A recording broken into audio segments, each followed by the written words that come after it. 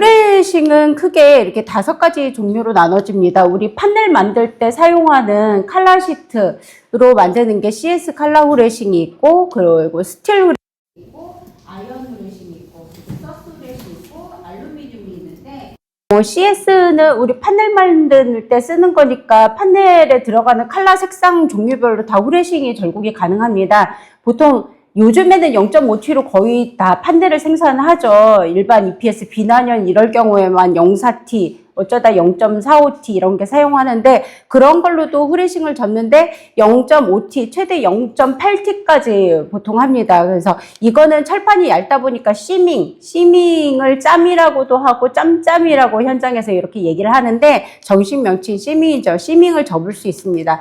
스틸이나 아이언 같은 경우는 두께가 1T이다 보니까는 시밍은 접을 수가 없습니다. 스틸은 1T 하나로 나오고 색상 아이보리색으로 도장되어 있는 거고요. 아이언 같은 경우는 기본적으로 1T를 사용하는데 1.2T, 1.6T짜리도 있습니다. 그리고 서스 같은 경우는 뭐 0.5T도 있는데 두껍게 1.2T 뭐 이런 식으로도 나옵니다. 그래서 두께에 따라서 시밍을 접을 수 있기도 하고 없기도 하고 그렇습니다. CS 후레싱 같은 경우는 저희 인주공장에 시밍기가 있어요. 후레싱 절곡하는데 언제나 대부분이 시밍이 들어가다 보니까 그걸 일일이 절곡하기가, 그래서 자동 시밍기가 있어서 필요하신 그 후레싱의 폭이 정해지면은 아예 시밍기에 넣으면은 저절로 시밍이 먼저 접힙니다. 그 다음에 절곡이 들어갑니다. 근데 서스 같은 경우는 재질이 일반 칼라 강판하고는 다르잖아요. 좀 강성이 좀 미끄럽고 이러다 보니까 이거는 서스 같은 경우는 자동 시밍기에서 시밍하진 않고 수동 절곡으로 해서 시밍을 넣어줍니다. 그리고 두께에 따라서 시밍이 가능할 수도 있고 안 할 수도 있고요. 그 알루미늄 같은 경우는 1T, 부위별로 약간씩 다른데 1T 이상이고요. 6.2m씩 나오고 시밍이 없습니다. 이 1번부터 4번까지 같은 경우는 절곡기에서 절곡을 하는 형태이고, 알루미늄 같은 경우는 절곡을 하는 게 아니고 성형 틀 뭐 이런 게 있으면 거기에다 알루미늄 액체 부어서 알루미늄 T바면 T바, U바 뭐 이런 식으로 해서 기본 형태로 나오기 때문에 이형 후레싱 절곡 이런 것들이 없습니다.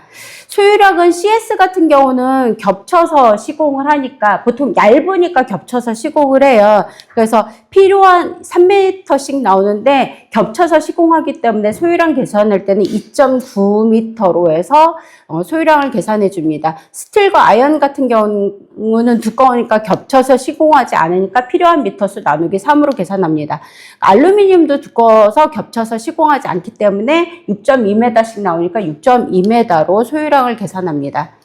코일 시트 절단하는 걸 한번 볼게요. 이게 SY1공장에 있는 라인인데, 일단은 후레싱 절곡하는 게 3m로 이렇게 시트기에서 절단을 합니다. 여기에서부터 우리 1공장의 여기 끝에까지가 3m예요. 그래서 3m씩 나오는데, 우리 1공장에서는 3m로 나오는데 가끔 주문을 받다 보면은 후레싱을 나는 3.2m로 해줘, 4m로 해줘, 이렇게 주문을 하시는 경우가 있어요. 근데 이거는 시트 절단하는 길이가 넓은 공장에서는 3m로도 절단이 되면 그렇게 절곡이 가능합니다. 근데 1공장 같은 경우는 3m로 딱 돼 있기 때문에 더 크게는 못합니다. 대신에 더 작게는 절곡이 가능합니다. 왜냐하면은 작게 절단을 해주면 되니까. 근데 2m로 해달라, 2.5m로 해달라 하면은 그렇게 가능한데, 대신에 단가가 그렇다고 해서 더 싸진다고 보시면 안 돼요.